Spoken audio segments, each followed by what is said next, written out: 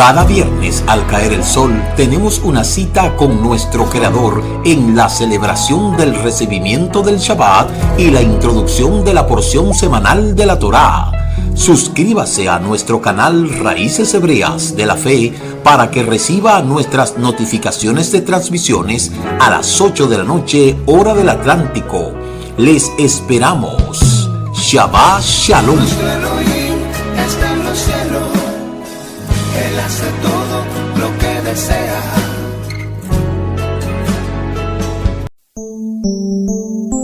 Shabbat Shalom, Shabbat Shalom. Tengan todos un feliz Shabbat Shalom, Shabbat Shalom. Regocíjate en Adonai. Shabbat Shalom, Shabbat Shalom. Sean todos bienvenidos al inicio de la celebración del Shabbat y al comentario del estudio semanal de la Torá. El reposo lleno de paz que proveyó Adonai para su pueblo Israel.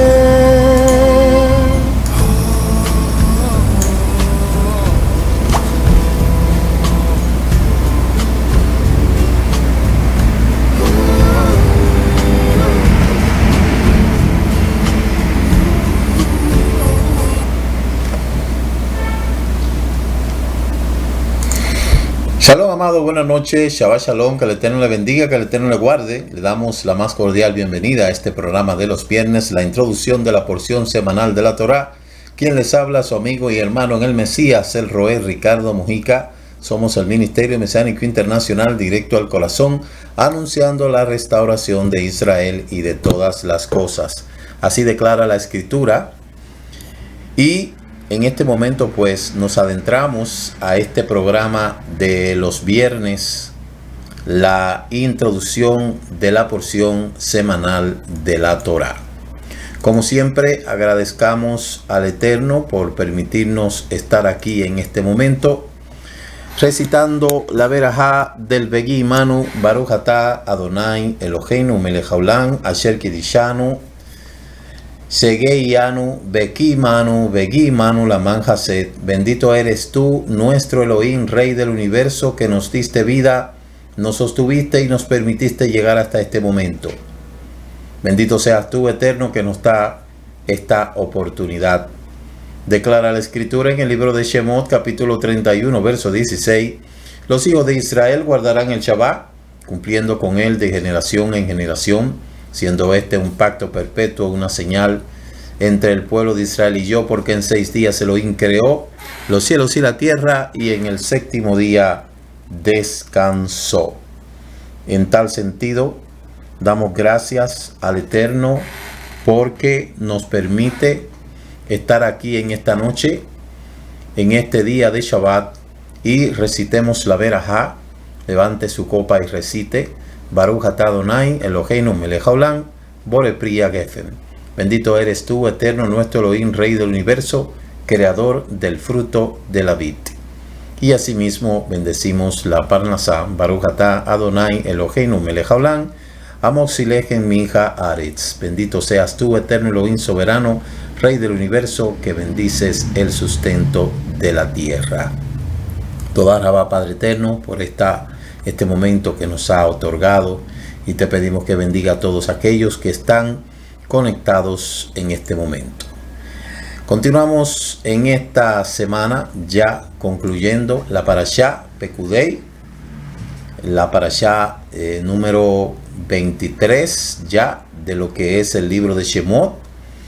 Hemos visto que este libro de Shemot, mal traducido Éxodo, está parte desde el nacimiento de Moshe, que es la parashá número 13, que lleva el nombre del libro Shemot, que en hebreo significa nombre, pero en lo latino lo latinizaron y le pusieron entonces Éxodo, quizás porque ciertamente se sale de lo que es Egipto, pero necesariamente no se llama salida, sino se llama nombre, porque ahí el Eterno le puso nombre a Israel. Y hemos visto, comenzando con el llamado de Moshe en la Parashá 13, haciendo un recuento un poco rápido, la Parashá 13 que habla del llamado de Moshe, nacimiento, llamado, nacimiento, crianza, desarrollo de Moshe. Vemos que en la Parashá 14, entonces comienza la misión de Moshe de convencer al pueblo de la salida de Egipto, que es la Parashá 14, Vayerá, que dice, y me mostré, me di a conocer a los antiguos. Luego la Parashá 15, que es Bo, que significa ve, donde ahí se presenta delante del faraón y le da el golpe fulminante a los dioses de Egipto, y salen ahí en esa Parashá número 15, Parashá Bo. Luego tenemos la Parashá 16, Beshalá, donde ahí Moshe se entra dentro de una serie de cosas con el pueblo. Luego entramos en la Parashá 17, que es Yitro, donde el suegro de Moshe va y le anuncia la situación en la que él está pasando, donde le dice: debes de coordinar bien las cosas, y el aporte que hace Yitro al pueblo es el hecho de que de ahí en adelante se comienzan a establecer los jueces. Parashá 18, Mishpatim, tremenda Parashá, Mishpatim, estatutos, ordenanza, mandamientos de carácter social. Parashá 19, Terumá, que habla acerca de los hijos de Israel sacarán un aporte. Ahí también se habla de lo que es el Shabbat. En la Parashá 20, Tetzabé, mandarás, donde habla de la hechura de lo que es la menorá, el aceite. Luego la Parashá 21, Kitizá. Parashá 22, Vayaquel. Y ahora la Parashá 23, Pekudei. Dentro de toda esa experiencia que hemos tenido en este libro de Shemot, Éxodo, dentro de ella se encuentran los elementos más importantes: la salida de Egipto, lo que es los milagros del Eterno al dividir el mar, el maná que desciende del cielo. Luego ahí tenemos el terrible pecado del becerro de oro, que eso fue algo terrible. Tenemos el orden de la construcción del Mishkan, y luego concluimos ya con su inauguración. Entonces se resalta el tema del Shabbat también en varias ocasiones. Capítulo 12 de Shemot se habla de lo que es Pesa y su institución como la primera fiesta de la primavera. Se establece el mes de Abí como principio de los meses del año del calendario efectivo. Es decir, tantas cosas que uno ha aprendido de este libro. Este libro es fundamental que cada uno de ustedes lo aprendan y que extraigan de cada una de esas parashá las enseñanzas que en ellas están estipuladas, porque nos acompañará durante toda la vida. Al inicio, recuerdo que al inicio de este libro, en la Parashá Shemot, di un recuento de todo el libro, y como todos los años estamos estudiando todos estos libros, uno va poco a poco familiarizándose con todas las cosas. Y de eso se trata el estudio de la Torá, que en cada libro que uno viene estudiando, desde Bereshit, que es la Parashá 1, hasta la Parashá 12, Vayehi, en cada una de esas Parashá uno va acumulando un conocimiento que le está dando facilidad de poder manejar todos los temas que tienen que ver con lo que es la Torá. Durante toda la semana nos mantenemos leyendo las aliyá, nos mantenemos escuchando unos que otros comentarios, los comentarios míos, los comentarios de otras personas, y todo eso ayuda al enriquecimiento de nuestro estudio, creando un fundamento donde echa raíces muy profundas para que nadie pueda venir a decir tal o cual cosa. Hacemos uso de los midrash, hacemos uso muchas veces, algunas veces de la Gemara, consultamos a veces Talmud, y en fin, de eso se trata el estudio. Y según uno va profundizándose, uno siente ese sabor tan bueno de lo que es el estudio de la Torá. Y es una hambre insaciable. Yo no me sacio de estudiar. Siempre vivo escuchando. Tengo esa comezón de oír y escucho y estudio y veo, porque es lo más bello que uno ha podido encontrar. Entonces, cuando le tomamos la costumbre de estudiar, uno siente que su corazón se siente bien y nuestra alma también. Entonces, ya en esta última parashá, Pekudei, que hemos estado leyendo toda la semana acerca de cómo Moshe da cuenta. Fíjese que nadie le pidió a Moshe que hiciera esto. Nadie, absolutamente nadie, le pidió a Moshe que hiciera esto.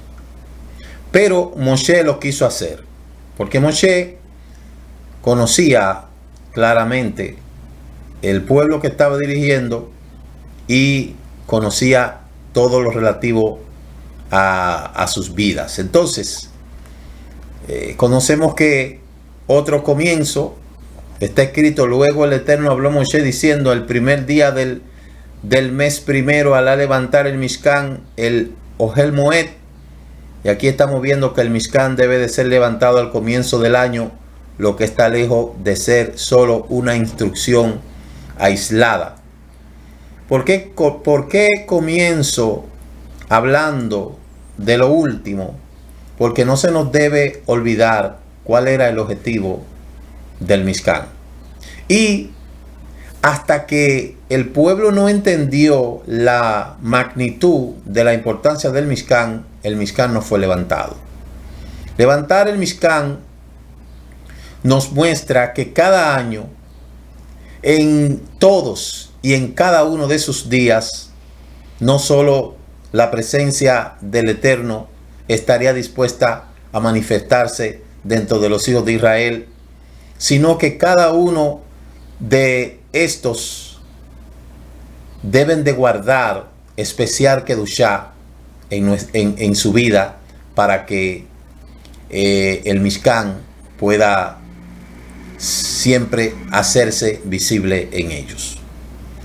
De esta construcción, que ya sabemos que era el modelo que luego se iba a tomar para construir el Beit Hamikdash, nosotros sabemos que nuestra dedicación al Eterno no tiene excepciones, y cada momento de nuestra existencia debe de existir una oportunidad en cada uno de nosotros que demuestre la fidelidad de sus actos con el más santo de los santos, que ese es el Eterno. Eso representa el Mishkan. El Mishkan, hemos dicho que es un Mishkan en miniatura, es decir, es como un cosmos, un pequeño cosmos dentro de nosotros. Hay un cosmos más grande que es todo el universo, y todo ese universo se manifiesta en un pequeño cosmos que es el Mishkan. Y luego de ahí pasamos a que nosotros pasamos a ser representación de ese Mishkan, porque al final es ahí donde el Eterno quiere morar.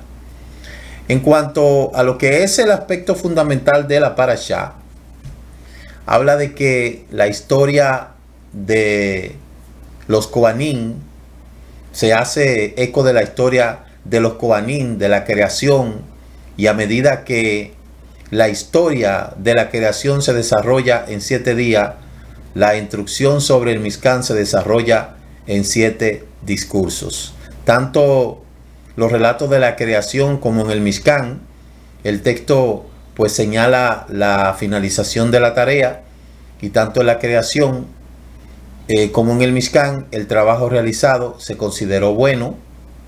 También Elohim toma una acción en reconocimiento, tanto en la creación como en el Mishkan. Cuando se termina la obra se invoca la bendición. Por lo tanto, en la creación como en el Mishkan, Elohim declara algo que es Kadosh. Pero fíjese todo el proceso que tuvo que pasar el pueblo para esto. Por otro lado, iniciamos la parashá diciendo que estas son las cuentas de las cosas del Mishkan, del testimonio, que fueron enumeradas por orden de Moshe para el servicio de dirección, y sobre todo que estaba bajo los levitas e Itamar, hijo de Aarón, que era sumo Cohen. Entonces dice el texto: Elech peduke hamishkan haedu hasher puka alpiot Moshe abodá haleviin beya Itamar ben Aharón hakohen. Dice claramente que el Eterno, ¿verdad?, habla a Moshe, escoge a los hijos de Aarón para que puedan tomar y hacer esta obra tan grande. Por eso nosotros vemos que estas cortas aliyá que habla esta parashá, primero habla de la observancia del Shabbat. Eso es lo que comienza la parashá, donde Moshe ordena al pueblo la construcción del Mishkan, la ofrenda que ya hemos dicho que el pueblo trajo, no por simplemente traer, sino porque el pueblo subió de manera considerable espiritualmente, y ahí comprendió que el Mishkan era lo único que podía salvarlo en ese momento, porque a través de este trabajo del Mishkan el pueblo iba de cierta manera a purificarse, a redimirse. Habla de los constructores del Mishkan, la construcción del arca, la construcción de la mesa, de la propiciación, la construcción del candelabro, la construcción del altar de incienso. Habla también de la construcción del altar de los sacrificios, la construcción del lavablo, la construcción del patio, los cómputos de los materiales utilizados para la construcción del Mishkan.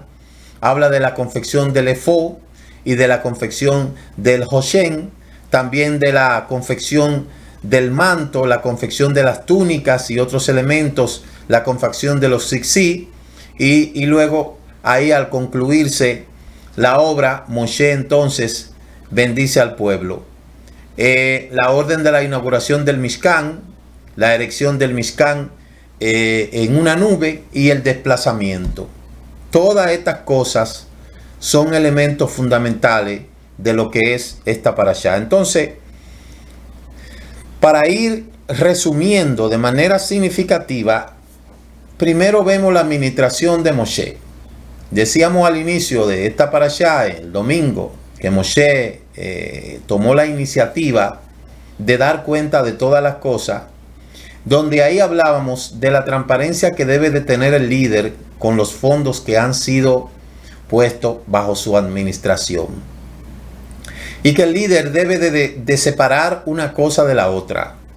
El líder debe de saber y debe de dividir, y debe de tener una cuenta clara de todo lo que está haciendo, porque al fin y al cabo el líder se debe al Eterno y también se debe al pueblo. Entonces, no dice en ningún lugar que el pueblo de Israel pidió a Moshe que le diera un resumen de todo lo que se utilizó en aquel lugar. Sin embargo, Moshe toma la iniciativa para precisamente eso, de mostrarle al pueblo de que ciertamente él actuó con honestidad. Uno de los valores que debe de permanecer en cada uno de aquellos que se llaman ser líderes, sin importar el renglón, no importa si es en el renglón religioso, social, no importa en el lugar, partiendo como punto de partida del primer líder de una sociedad. ¿Sabe cuál es el primer líder de una sociedad? El padre. Partiendo desde ese punto de vista, el padre debe de promover los buenos valores, comenzando con la honestidad, donde esta sociedad se ha vuelto totalmente insensible ante estos valores porque todo se ha reducido a lo que es el aspecto económico, donde ya fíjese cómo se ha cambiado esta sociedad y cómo este relevo ha podido prácticamente destruir todo el concepto de ideología. Si nosotros hablamos en términos sociales, nosotros vemos que la democracia, que está sustentada en elementos tan importantes como lo que son los valores humanos, fíjese cómo se ha pasado de la democracia a la monicracia. Ya en esta sociedad ya no hay ideología política. Ya la política, esos principios que nosotros aprendimos, en primer lugar de nuestros padres de la patria, luego concluida esa etapa donde nuestro país fue y los países fueron formados bajo esos gritos de independencia después de la descolonización. Entonces vemos que ahí entró una ideología donde todo se hacía bajo un concepto de ciertos valores. Los pueblos tenían valores, las familias tenían valores. Pero fíjese cómo esta generación del relevo ha desplazado toda esa ideología política, donde los principales líderes, tomando en primer lugar como ejemplo nuestro país, que aquí existieron 3 personas que fueron muy ideológicas en cuanto al concepto político, que fue Joaquín Balaguer, José Francisco Peña Gómez y Juan Bosch. Fueron personas que idearon lo que son los principales partidos políticos de hoy, con ideas muy fundamentadas en una línea de pensamiento, siempre utilizando el concepto como democracia, con tal de erigir una sociedad más justa, más equitativa, más igualitaria. Pero fíjese que desaparecido todos esos líderes, fíjese cómo eso ha pasado de la democracia a la monicracia. La monicracia. Ya para una persona llegar a ser, ostentar algún cargo público, sea diputado, sea presidente, sea senador, hasta un simple regidor, que se supone que son servidores públicos, ya para poder ostentar uno de esos cargos, ya se está hablando de millones y millones de pesos. Y como en esta sociedad lo que predomina es la monicracia, ese es un concepto que yo lo he acuñado, monicracia, es decir, el concepto de dinero es lo que predomina en esta monicracia. Los valores ya se han ido al suelo. Y los principales líderes de las naciones son los primeros corruptos, son los primeros deshonestos. En todas las naciones pasa lo mismo. Existen las leyes, pero no se cumplen. ¿Por qué? Porque ya eso de ideología política no existe. En este tiempo se le ofrece al pueblo, a través de la imagen, de las redes sociales, de los ratings, a través de los likes, y el que más bonito se vea, no importa si tiene la cabeza desamueblada, el que más bonito se vea, el que más bonito hable, ese es el que va a dirigir los destinos de una nación o de una región, porque ya ideología política no hay. Entonces, la honestidad, lamentablemente ahí no funciona. Entonces, vaya que esta generación va rumbo al atolladero. Y yo no quiero ser un pesimista, porque yo sé que en todos los estámenes de la sociedad habrán personas que se alzarán. El problema es que cuando mucha gente se alza para obedecer la justicia, para implementar la justicia, entonces se topa con un sistema que le dice que es todo lo contrario. Y al fin y al cabo, por eso vamos a seguir viendo la narcopolítica, los narcos metiéndose a políticos, no importa cuánto se combatan, y en todos los renglones de la sociedad lo que pernea es la monicracia. La monicracia. En el aspecto religioso ni se diga, ya eso no se toma en consideración absolutamente nada. En la mayoría, en todas las religiones siempre hay gente deshonesta, pero es lo que Moshe nos enseña. El padre de familia, el líder comunitario, el líder regional, el líder provincial, el líder presidencial, debe de ser una persona honesta y que da buen uso a los recursos que el pueblo le confía. Y eso es lo que Moshe nos enseña. Y esta sociedad está, oiga bien, rumbo al detolladero. En estos días visité a uno de nuestros doctores, y él me decía que él se asombra cómo hoy en día la gente le ha perdido el ánimo a estudiar. Una persona le pregunta que fue con su hija a consultar, una madre fue con su hija. La hija le pregunta al doctor, ¿cuántos años usted duró estudiando? 20 años estudiando. Porque primero hay que hacer la carrera, después hay que hacer la especialidad, después hay que hacer el internado, etc. ¿Y cuánto usted gana? Bueno, alrededor de tanto.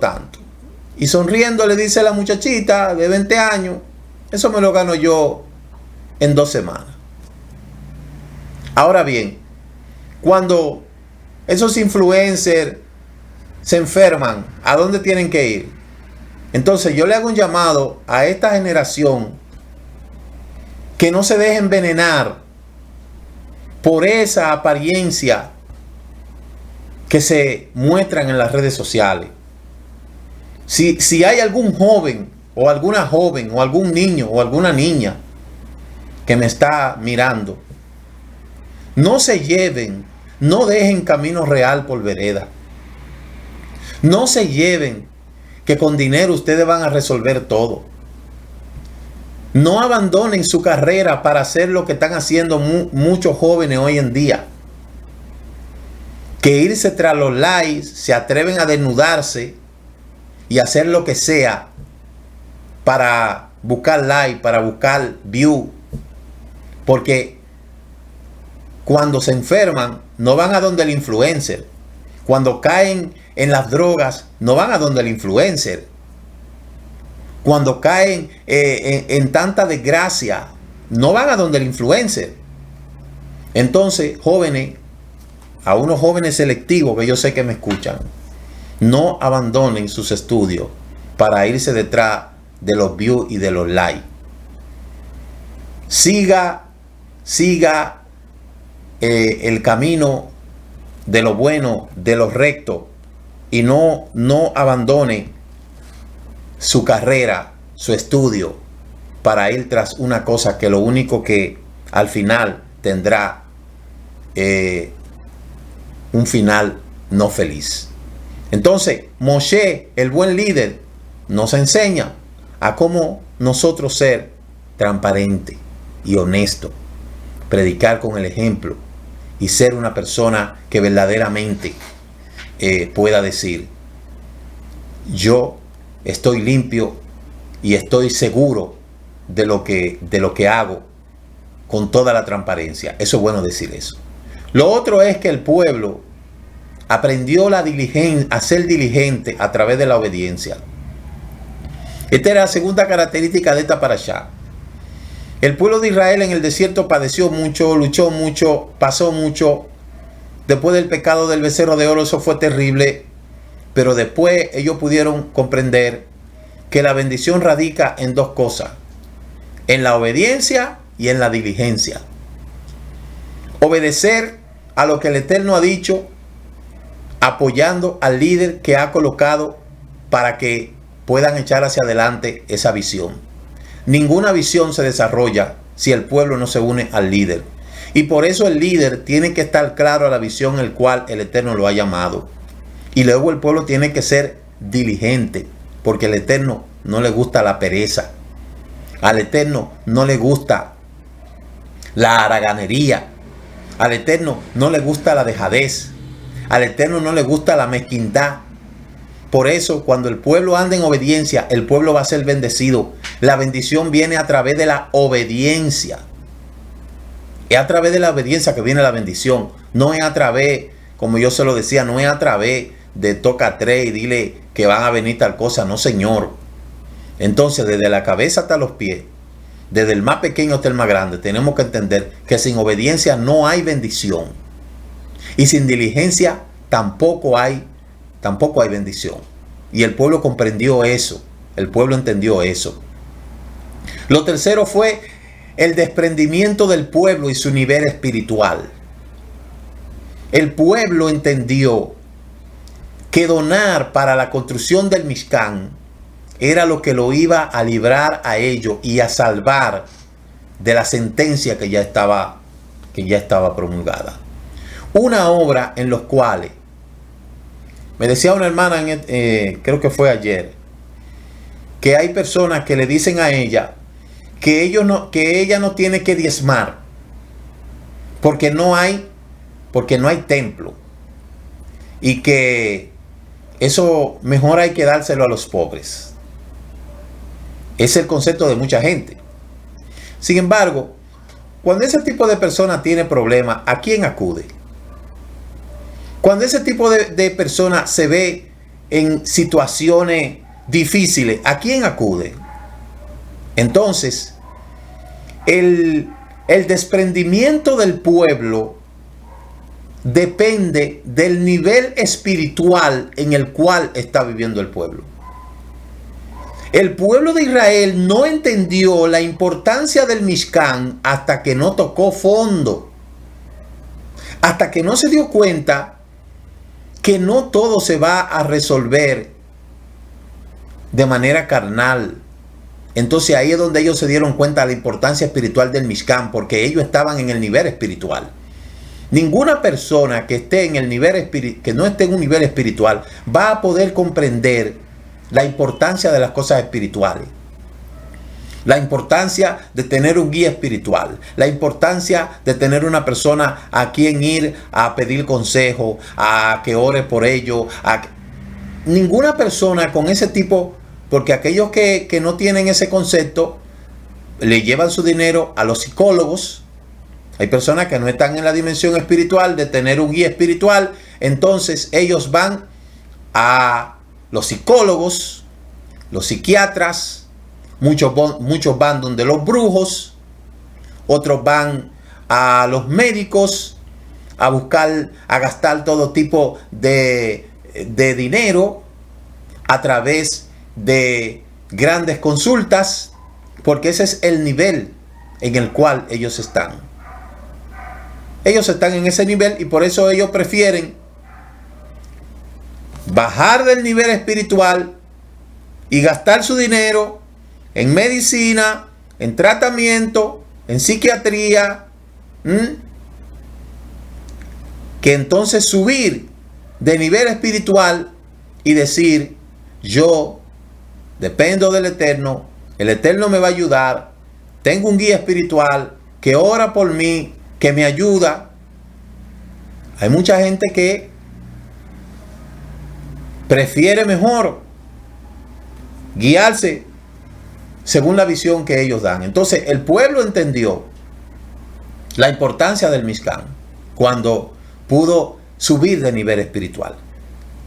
Y ahí, cuando hablamos del desprendimiento, ninguna persona que no esté en ese nivel espiritual va a comprender el concepto del desprendimiento y la importancia de la obra del Eterno.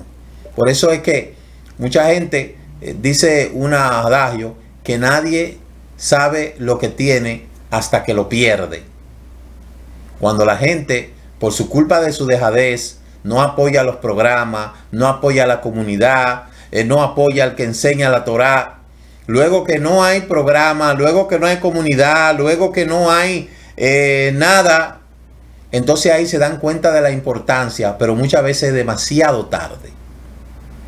Entonces, el nivel espiritual de cada persona es que modula las cosas que debe de hacer con su vida, con la obra del Eterno, con sus bienes, con su tiempo, con su dedicación. Sencillamente es el nivel espiritual. Entonces, cada persona recibe según entienda. El Eterno premia a cada uno según su esfuerzo, según su desprendimiento, según su dedicación, según su respeto a su obra. Porque ya eso es algo que no depende ni de mí ni de nadie, sino del Eterno. Entonces, el desprendimiento del pueblo depende del nivel espiritual. De ahí depende el desprendimiento del pueblo. El respeto que el pueblo tiene a su Torá, el respeto que el pueblo tiene al lugar donde se enseña, el respeto que el pueblo tiene a la obra que se está realizando. Es el nivel espiritual. Yo siempre he dicho que hay muchas cosas que el honrar al Eterno con los bienes no es para gente carnales. Es para gente espirituales, que entienden que todo lo que el Eterno nos ha dado ha sido por su misericordia y que solamente es un poquito de lo que nos espera en el Olam Abba. Pero aquello que el Eterno quiere que le pague cash aquí en la tierra, no hay problema.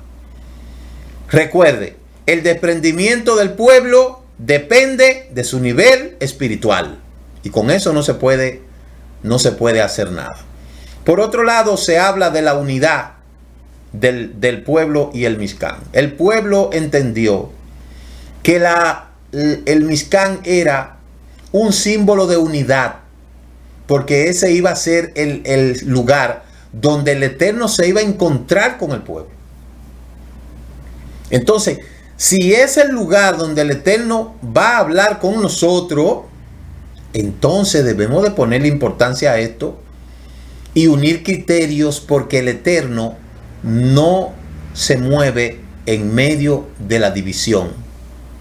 El Eterno no va a obrar en medio de una división. El Eterno obra en medio del pueblo que se une. Y eso representaba el Mishkan. El Mishkan representaba un microcosmo. El cosmos gigante del Eterno. El Mishkan representaba ese microcosmo que a su vez iba a representar después nuestra propia vida como un Mishkan en miniatura. Se habla del traslado del Mishkan y su simbología. ¿Cuál es la simbología de mover el Mishkan de aquí para allá, de allá para acá? Eso representa las etapas en nuestra vida espiritual. Eso representa la lucha diaria que tenemos que sostener. Aún la propia naturaleza nos enseña que existen 4 temporadas. Existen 4 estaciones: primavera, invierno, otoño y verano. Esas 4 etapas esas 4 estaciones representan la vida espiritual de nosotros en la tierra. Todos los días nosotros no nos levantamos con el mismo ánimo, y por eso tenemos que agudizar la plegaria e incentivar a nuestro cuerpo a la plegaria, porque todos los días no nos levantamos con el mismo ánimo de orar. Toda la semana pasamos por una que otra situaciones, muchas veces luchas internas. Nos movemos de un lado a otro, a veces nos movemos en nuestra línea de pensamiento, en nuestra fe, en nuestra capacidad, y somos movidos constantemente por el Eterno, porque el Eterno no nos puede dejar estático en un solo lugar. En este mundo nada es estático, y eso representa el traslado del Mishkan y su simbología. Esa dinámica que diario, día tras día, tenemos que llevar nosotros como creyentes, que así como los días pasan, nuestra vida espiritual no debe de quedarse igual. Si alguna persona entiende que no debe de moverse y que debe de quedarse así, pues déjeme decirle que está muy equivocado. Porque por eso uno de los símbolos del traslado del Mishkan es precisamente las etapas que como creyentes nosotros tenemos que pasar en este mundo. Ahora, fíjese que el Mishkan no se movía sin que el Eterno no lo ordenara. Porque también hay que tener mucho tacto para moverse cuando el Eterno quiere que se mueva y para detenerse cuando el Eterno quiere que se detenga. Hay que ir acorde al compás con el Eterno. No nos podemos ir delante ni tampoco podemos quedarnos detrás. En nuestra vida nosotros pasamos etapas, tenemos etapas diarias, semanales, mensuales, anuales. Hay proyectos diarios, como yo le he llamado el ciclo diario. Tenemos un ciclo diario, tenemos un ciclo semanal, tenemos un ciclo mensual, tenemos un ciclo anual, y de eso consiste la vida, de ciclos. Y hay momentos en que uno se frustra porque uno tiene una proyección para un ciclo diario y vemos como que ese ciclo diario, que era algo que ya debió de pasar en un día, se extiende hasta una semana, se extiende hasta un mes y se extiende hasta un año. Y resulta y viene a ser que no te puedes mover de un lugar a otro hasta que el Eterno no te ordene y que sobre todo tú hayas entendido el propósito por el cual tienes que moverte. Entonces, el uno moverse día tras día en este ciclo diario, en esta rutina diaria, nos dice a nosotros que tenemos que mantenernos en movimiento para nosotros no flaquear, para nosotros no deslizarnos. Ese ciclo diario, desde que nos levantamos hasta que nos acostamos diariamente. A veces suceden cosas en la vida de uno, situaciones que llegan a la vida de uno que deprimen. A veces hay impotencia que uno enfrenta, que uno quisiera desaparecer ese día. Pero lo bueno de que cuando inicia el día, que en la tarde oscurece. Eso es lo bueno. Y lo bueno de oscurecer es que a las 6 de la mañana ahí viene subiendo el sol. Y eso debe de ser bien observado por cada creyente. Nada dura para siempre, ni nuestros problemas. Nada dura para siempre en esta vida, absolutamente nada. Y un día, una hora, un momento va a llegar ese cambio que uno está necesitando y que uno está esperando. Pero eso es cuando el Eterno decida que hay que moverse. Y hay que comprender que por eso tenemos que tener emuná, tenemos que tener fe, tenemos que tener consistencia, fundamento para no flaquear. Precisamente para nosotros poder movernos a la hora que el Eterno quiere. Entonces, ese traslado de Mishkan y su simbología representa esas etapas en la vida nuestra que día tras día tenemos que enfrentar. Ciclo diario, semanal, mensual y anual. Y en cada una de ellas el Eterno está con nosotros y va a ir con nosotros. Sobre todo si nosotros somos obedientes y somos diligentes, que es la segunda cosa que les he hablado en este momento. Y ya por último, la parashá habla de lo que es la visión del líder. Porque el líder tiene que tener bien claro la visión a través del cual el Eterno lo ha llamado. Dice la Escritura claramente que Moshe iba delante del pueblo, o sea, el pueblo iba detrás de Moshe, y Moshe tenía claro el concepto de lo que debía de hacer. Y es por eso que dice el capítulo 40, verso 33, y levantó el atrio del Mishkan y del altar y lo colgó la cortina a la entrada, y acabó Moshe la obra.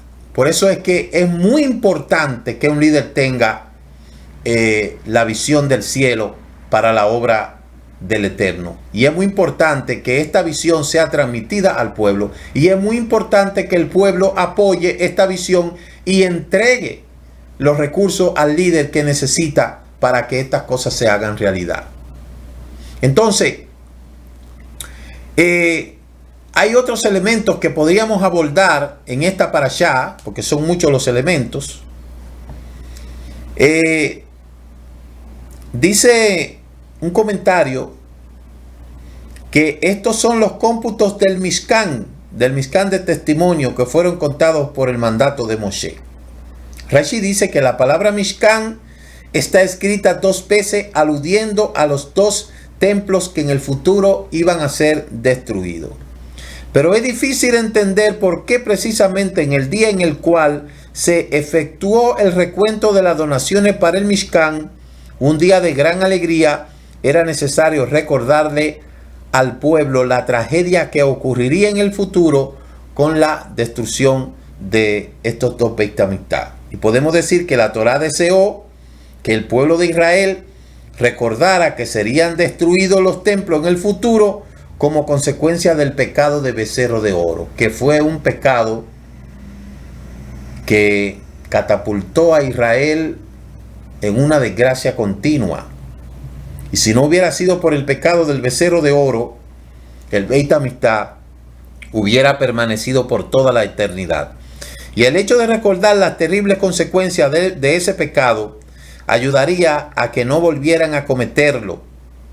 Pero nosotros vemos que el pueblo fue tan olvidadizo que después de haber ocurrido toda esta desgracia, pensábamos que el pueblo de ahí en adelante no iba a cometer absolutamente nada, sino que el pecado del becerro de oro le iba a dar experiencia, iban a poder sopesar sus actos. Sin embargo, nosotros vamos a ver en el estudio del libro de Vayikra cómo estas cosas sucedieron, como si antes ya no se hubiesen cometido estos errores. Los sabios dicen que Pekudei, que al efectuar el recuento de las donaciones, notaron que faltaba parte de los materiales donados, y aluden mucho que algunos sospecharon de Moshe hasta que volvieron a realizar el recuento de acuerdo a la orden de Moshe y vieron que se habían equivocado. Porque, como yo le dije a usted al principio, Moshe conocía al pueblo y Moshe sabía quién era que estaba dirigiendo.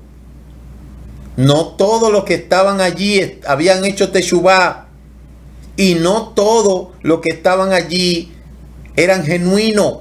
En el pueblo siempre vamos a tener personas que serán enemigos de toda obra. De eso está lleno el pueblo. Yo, en el chat de bendición matutina, yo sé que no todos los que están ahí son gente pura. Yo sé que habrán personas que están ahí visualizando a ver qué se mueve, mirando a ver qué cosa. Yo sé que a lo mejor, aunque uno trata siempre de hacer la profilaxis, yo sé que a lo mejor en el chat, en el consejo de delegados también, porque en todo tipo hay todo tipo de personas, pero solamente el tiempo es que determina la esencia de lo que llevamos dentro. Yo sé que no todo el que nos sigue, el que le da like, está conteste 100% con todo lo que nosotros hacemos o decimos. Yo lo sé. Pero para eso se llama mundo. Para eso se llama pueblo. No todos vamos a estar de acuerdo en todo, pero tenemos que estar de acuerdo en la mayoría de las cosas.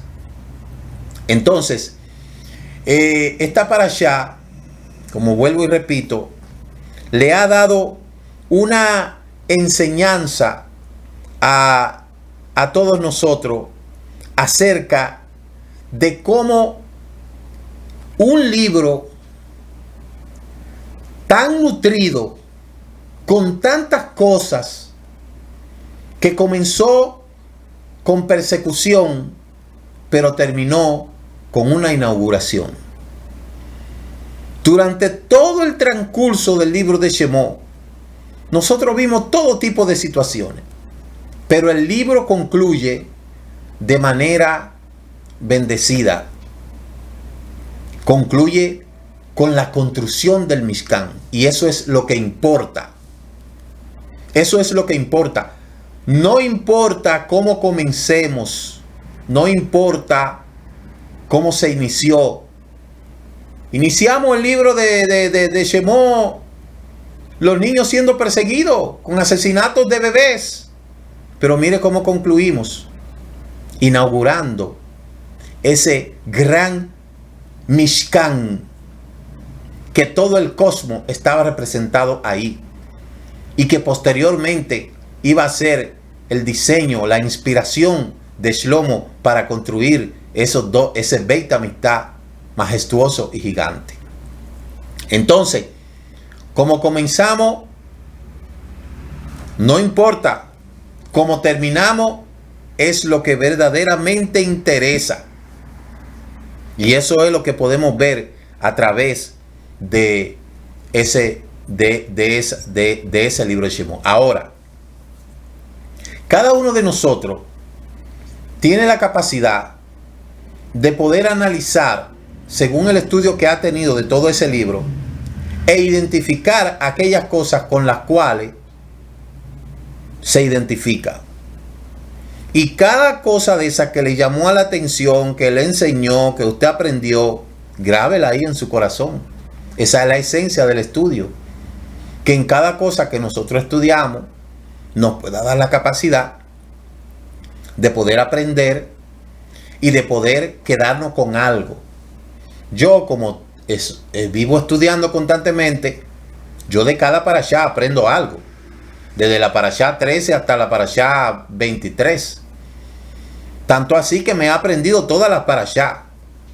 Y en cada parashá yo algo aprendo. Y eso se me queda ahí, en mi mente, en mi corazón. Y eso es lo que debe de hacer usted también. Por eso siempre he sido un abanderado de que hay que dominar todas las parashá, porque al fin y al cabo esa es la regla de nuestra conducta y es el fundamento de nuestra fe. Por eso es importante familiarizarnos dedillo al dedillo, con todas estas cosas, porque ese es el fundamento de nuestra fe. No importa lo demás, lo que importa es que podamos entender la importancia. Y mire cuánto hemos aprendido en esos 40 capítulos. Son 40 capítulos prácticamente. Desde el capítulo 13 del libro de... Capítulo 1 del libro de Shemot hasta la parashá 13 hasta el capítulo 40. Entonces, que todas las cosas que usted ha escuchado, y eso que no hemos hablado de la Haftará, de todas las Haftará, que si yo comenzase a hablar de todas las Haftará que acompañan este estudio, terminaría yo dentro de 3 o 4 horas, porque esto se extiende. Entonces, eso es lo importante de estudiar cada semana, que podamos adueñarnos, apropiarnos, edificarnos, recordar estas cosas, vivirla, visualizarla, para que podamos comprender realmente lo que el Eterno quiere para nosotros. Entonces, ya por último, yo le diría lo siguiente: visualice cada una de las partes del Mishkan. Visualícela. compárela con los dones espirituales como hemos aprendido, y luego usted diga cuáles de esos lugares aún usted necesita conocer. Y si nosotros pusiésemos nuestra vida como un Mishkan en miniatura, ¿cuál de esas áreas nosotros necesitamos perfeccionar como Mishkan que somos? El lugar santísimo, el lugar santo, el atrio, la puerta, el altar de bronce, la fuente, el velo, la mesa de la propiciación, la menorá, el altar del incienso, el velo, el arca del pacto. Mire aquí por donde se entra, ¿verdad? No se puede entrar al lugar santo sin haber pasado por el altar de bronce, ni por haberse lavado en la fuente, sin haberse lavado en la fuente. No se puede entrar a donde está el lugar santísimo si antes pasar por la mesa de la propiciación. Usted sabe lo que significa la mesa de la propiciación. Ni mucho menos apagados sin tener los candelabros encendidos, y mucho menos sin poder tener fuego en el altar del incienso. Fíjese estas tres cosas. Sígame. No puede, usted después que entró al atrio, ya, ¿verdad? Primero tiene que pasar por el altar de bronce y después tiene que purificarse. Para poder entrar al lugar santo, que es la primera parte, usted primero tiene que pasar por la mesa de la propiciación. Investigue qué simboliza la mesa de la propiciación. Y si pasó por la mesa de la propiciación, entonces tiene que tener su menorá encendida. Eso significa que su nivel espiritual tiene que estar alto para luego estar ofreciendo en el altar del incienso. Y no, si usted no pasa por estos tres lugares, no va a poder entrar al lugar santísimo, que es donde está el arca del pacto. ¿Qué contiene el arca del pacto? Contiene los rollos de la Torá, la vara de Aarón. Entonces, primero, para poder llegar a donde está la Torá, donde está el arca del pacto, donde está la bendición, primero hay que pasar por todos estos niveles que están de aquí atrás. Yo te preguntaría, ¿por qué lugar vas si aún no has llegado al lugar santísimo? ¿Cuál es el lugar en donde te encuentras ahora mismo? Esa es la pregunta que te hago en esta noche. Así es que el Eterno te bendiga, que el Eterno te guarde. Esperamos que en esta parashá haya entendido todas las cosas que el Eterno nos ha enseñado y que pueda atesorarla en tu corazón, porque si no, el próximo año te la vamos a repetir de nuevo. Si ya la sabe, te la recordamos, y si no la sabe, te la enseñamos, y de esa manera seguimos creciendo en este camino al Gan Edén. Así es que shalom, que el Eterno te bendiga y hasta una próxima ocasión. Amén. Shalom, shalom. Shabbat shalom, Shabbat shalom. Tengan todos un feliz. Muchas gracias por habernos acompañado en este inicio de la celebración del Shabbat y el comentario del estudio semanal de la Torá. Les esperamos mañana a las 10 a.m. en el servicio virtual de las naciones. Recuerde suscribirse a este canal Raíces Hebreas de la Fe y comparta con otros esta bendición. Shabbat Shalom. Dicen nuestros sabios, es más lo que ha hecho el Shabbat por Israel que lo que Israel ha hecho por el Shabbat. El Shabbat nos ha preservado como pueblo. Es un día que dedicamos a Adonai y aprendemos de su Torah.